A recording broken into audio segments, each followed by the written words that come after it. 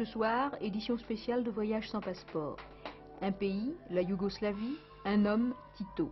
Deux noms à qui j'ai l'honneur de laisser la parole, Daniel Meyer, député, ancien ministre, président du comité d'action de la résistance, et l'écrivain Jean Cassou, ancien résistant lui-même. À vous, Jean Cassou. D'éloquentes et vénérables pierres, peintes ou sculptées, des fresques, des chapiteaux, des statues, des tombeaux, témoignent du glorieux passé des pays yougoslaves. Une culture originale est née là, une âme, un génie créateur qui s'est cherché, qui a cherché son style entre Rome et Byzance. Sur ce sol où se sont croisées les routes romaines, nous sommes vraiment au cœur du dialogue de deux civilisations, au cœur du dialogue spirituel Orient-Occident. Et il arrive qu'à travers ces langages contradictoires, il faille, pour affirmer une pensée personnelle, employer le langage de l'hérésie, comme par exemple au temps des hérétiques bogomiles, précurseurs de nos hérétiques cathares. Mais l'esprit d'hérésie, c'est-à-dire l'esprit d'indépendance, de farouche et irréductible indépendance, ne serait-il pas le trait dominant du caractère de ce peuple? Peuple perpétuellement en guerre, qui a connu l'oppression turque, peuple qui a toujours su ce que c'est que de vivre sous et contre une oppression. Et ce n'est pas seulement d'aujourd'hui et des guerres contemporaines que datent les ruines qui endeuillent ces horizons. Les ruines jalonnent toute son histoire. On les rencontre là-bas sans cesse, qui nous parlent de quelque sombre massacre ou de quelque héroïque exploit.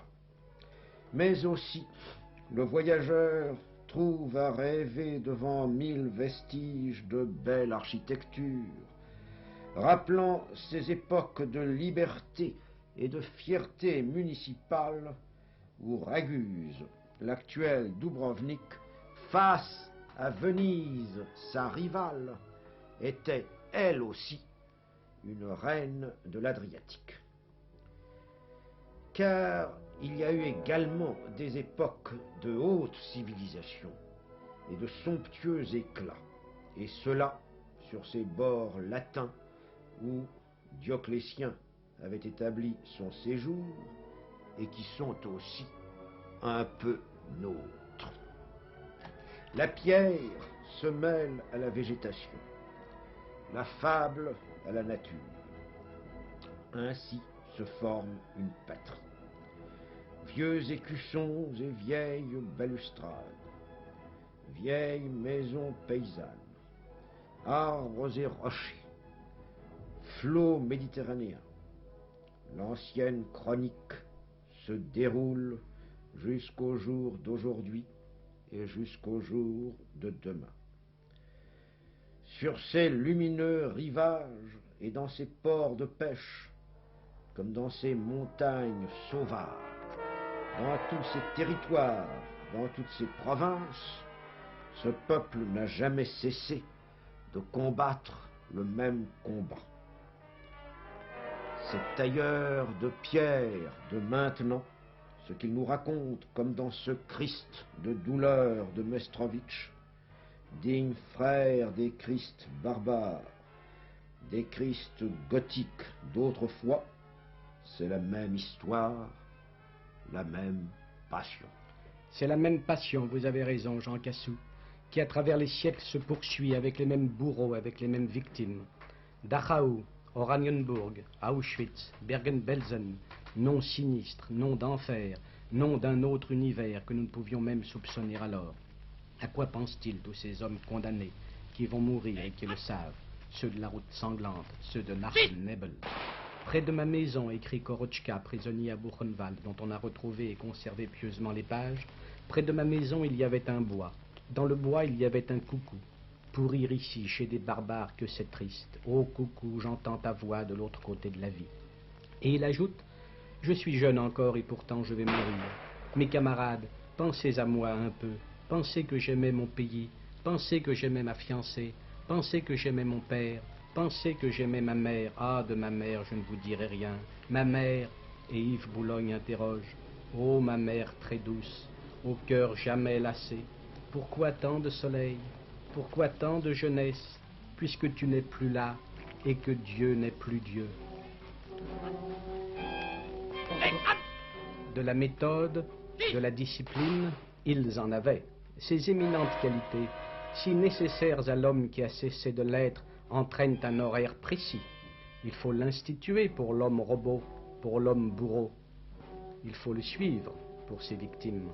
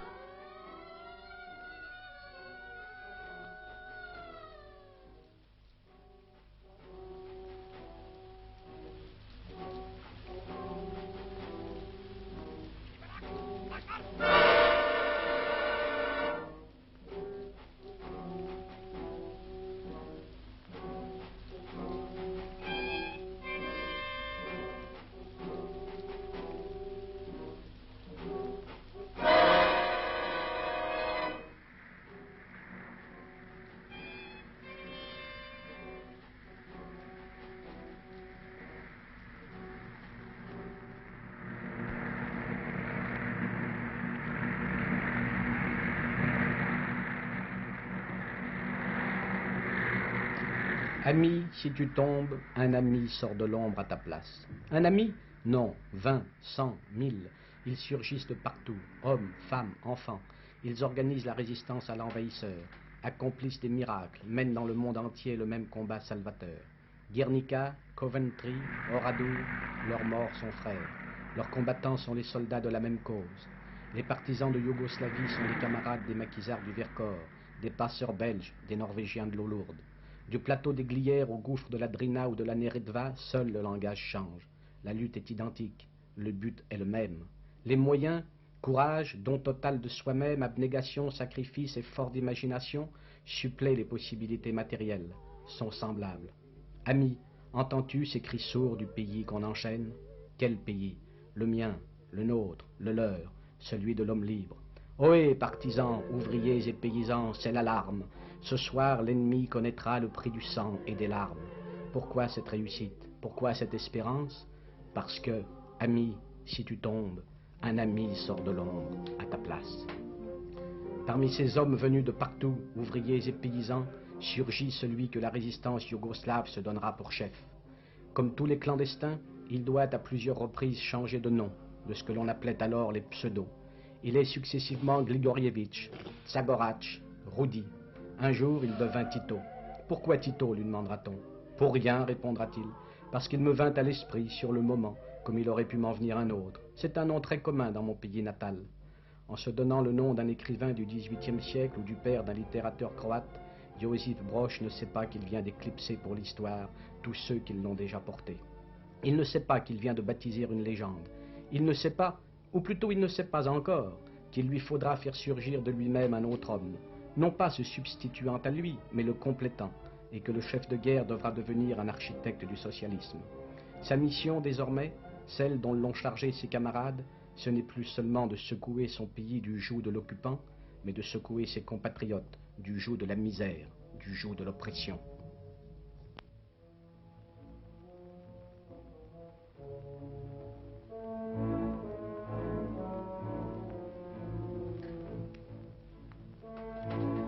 Après ce dur combat de la résistance, ce n'est plus une image pathétique qu'il nous faut évoquer, mais l'image de la maternité et de l'espérance.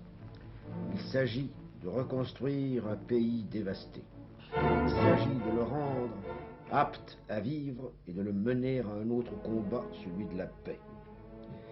Les hommes accourent à l'appel, mais à l'appel des sirènes du travail. Des explosions, à nouveau, crevassent et remuent la terre, mais pour la féconder. Les soldats se sont faits mineurs. Les fameuses mines de bore, une des plus précieuses des richesses de la Yougoslavie, vont servir à assurer l'indépendance et l'avenir de ce pays. Il s'est libéré par une guerre nationale, mais cette guerre nationale, accomplie par un peuple et par les chefs populaires qu'il s'est donnés, a été aussi une guerre populaire, une guerre sociale, une révolution. Il tient à en conserver les fruits et à établir le régime de son choix, son régime, le régime socialiste. D'où la nécessité d'industrialiser le pays. Ces soldats devenus mineurs, avant que d'être soldats, étaient des paysans. Mais c'est toujours de la même terre qu'ils sont possesseurs, une terre bien gagnée et dont il faut, selon une économie méthodiquement entendue, extraire également toute la production possible, tant industrielle qu'agricole. Nous allons assister là à un effort prodigieux, et pour lequel le peuple yougoslave montrera autant de résolution que pour son effort militaire. La résistance continue. Il faut partir de rien, former des techniciens, des ingénieurs, des contremaîtres, obtenir des machines, faire appel aux pays voisins et amis qui, eux aussi, dans l'orbite de la grande et puissante Russie soviétique, poursuivent le même dessein et construisent le socialisme. Mais c'est ici qu'un drame va éclater. Pourtant, ces ouvriers acharnés à leur nouvelle entreprise ne pouvaient imaginer qu'il pût y avoir drame. Ils étaient portés par leur élan. Ils sortaient d'une épopée pour entrer dans une autre épopée.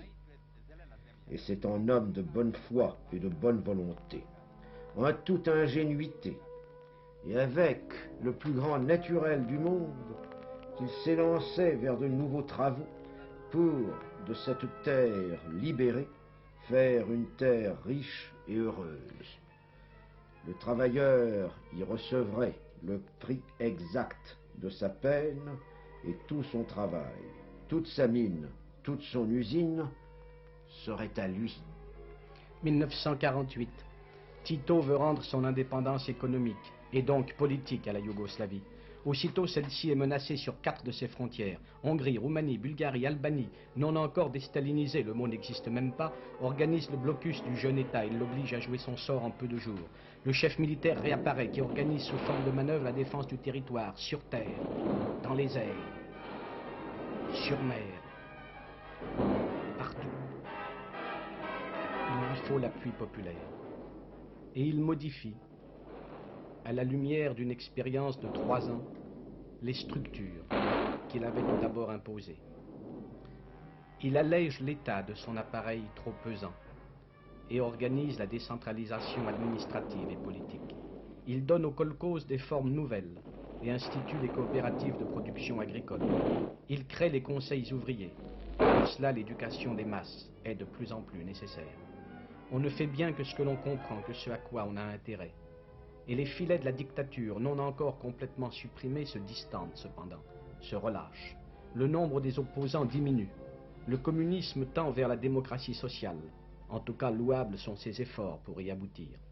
Tito explique que l'on peut instaurer le collectivisme dans un seul pays et surtout que le socialisme n'est pas, ne peut pas être, ne sera jamais synonyme de servitude.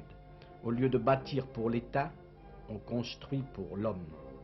On va à l'homme. Cette transformation intérieure et cette volonté affirmée d'indépendance de la part de Tito et de ses compagnons donnent à la Yougoslavie une grande place dans le monde. De partout, les délégations, les unes désintéressées et curieuses comme celle des travaillistes britanniques, d'autres plus avides d'enrôler Tito dans un nouveau camp, arrivent à Belgrade, capitale d'un monde européen nouveau. Celui qui, tout en étant fidèle au communisme, ose tenir tête au Cominform. Mais la dissolution de ce Cominform n'est-elle pas inscrite dans les faits à partir justement de l'incartade de Tito? Quelle leçon donne-t-il à tous ceux qui auraient pu ne pas attendre la mort de Staline pour proclamer que la construction socialiste n'a rien de commun avec la subordination à un État étranger? Dommage que l'exemple n'ait pas été suivi à temps.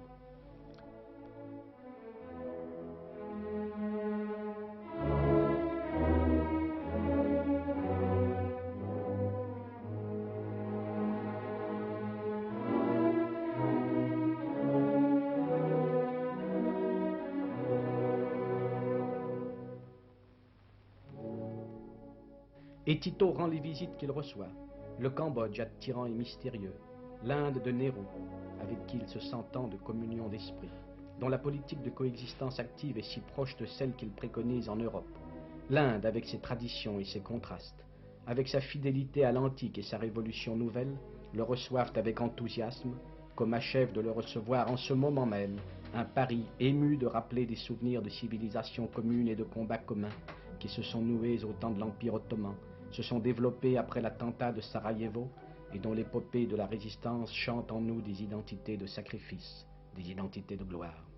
Oui, partout, Tito s'efforce de rendre à la petite Yougoslavie sa vraie place, qui n'est pas fixée par la superficie ou le nombre d'habitants, mais dont les unités de mesure sont la fidélité, l'amour de la liberté, la dignité et la noblesse, autant que le courage nécessaire pour conserver, contre tout et contre tous, ces valeurs qui tendent à disparaître dans un monde mal équilibré.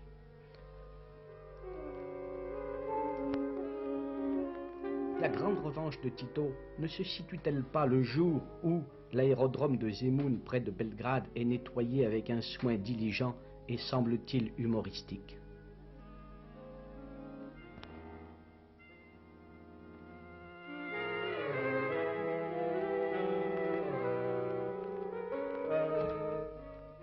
Ce jour-là, de mystérieux voyageurs descendent d'un gigantesque avion. Ils murmurent à Tito qu'il n'a été pour rien dans les tragiques événements qui ont précédé, qu'il s'agissait tout au plus d'un malentendu. Tout cela, dira le plus entreprenant de ces voyageurs, c'est la faute à Beria.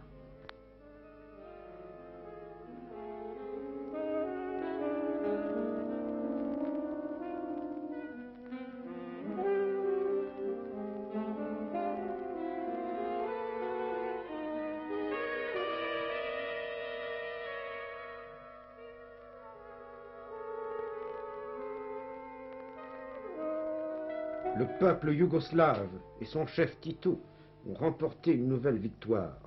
Mais les victoires profondes et véritables ne se marquent point par des actes de triomphe et des apothéoses, mais par un redoublement de l'effort pacifique et du travail. Car la plus belle victoire, finalement, c'est celle qui se remporte sur la nature, dont l'homme, selon la parole du grand humaniste Descartes, doit se rendre maître et possesseur.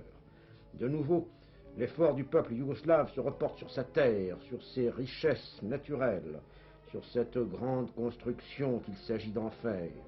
Le flottage du bois sur la Drina, c'est une occasion de magnifiques exploits pour ce peuple qui sait que l'héroïsme, lui aussi, est une longue patience.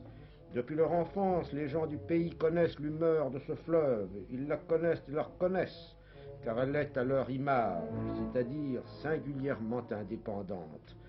C'est en effet un fleuve redoutable, coupé de rapides, et qui se ferait un passage à travers des gorges étroites, mais ils n'ignorent aucune de ses ruses ni de ses colères, ils ont appris à le dompter. Et le bois, qui est aussi une des plus utiles ressources du pays, suit son cours et ira là où il doit aller pour le bien commun. Les dieux des forêts et les dieux des torrents prodiguent leurs faveurs à l'homme et l'aident à se construire un avenir meilleur.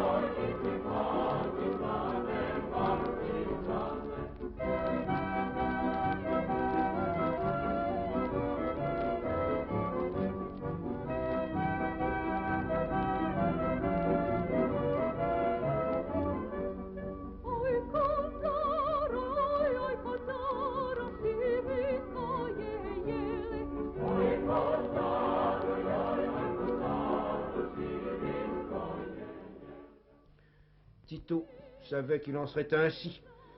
Avec ces bûcherons de la Drina, il ne pouvait douter d'eux, et c'est fort de la force de tout son peuple qu'il a donné au monde une grande leçon de politique et d'histoire.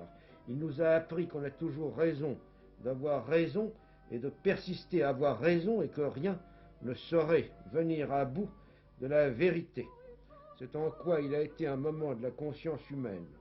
On a déjà employé ce mot à l'occasion d'un autre combat pour la vérité, l'affaire Dreyfus. Je l'avais repris lorsque j'avais fait un voyage en Yougoslavie dans le moment le plus critique de son histoire pour me rendre compte de ce qui était vrai. On peut le redire aujourd'hui, car c'est une grande cause que celle de la vérité, et c'est une grande chose qu'un peuple qui, rangé d'un mouvement unanime auprès de l'homme qu'il s'est donné pour son meilleur camarade, accepte de souffrir pour la vérité et continue, en toute vérité, à travailler comme il l'entend, selon sa propre loi, la loi démocratique.